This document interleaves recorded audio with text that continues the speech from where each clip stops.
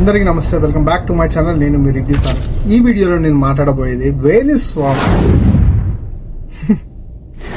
నాకే వేణుస్వామి కోసం మాట్లాడాలంటే, అండ్ సినిమా వాళ్ళ వ్యక్తిగత విషయాల మధ్యలోకి దూరి, సంబంధం లేకుండా దూరి, ఎంతో హట్టహాసంగా ఇష్టం ఉన్నట్టు మాట్లాడి ఫేమస్ అయిపోయిన వేణుస్వామి కోసం నేనేది మాట్లాడేది.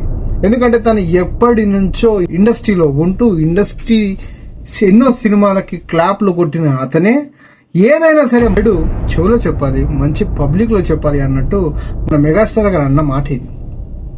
కానీ అతనేంటంటే బహిరంగంగా ఈ సంసారం కూలిపోతుంది అని ఒక స్టేట్మెంట్ ఇస్తాడు. ఎస్, అలా ఇచ్చి ఫేమస్ అయిపోయాడు.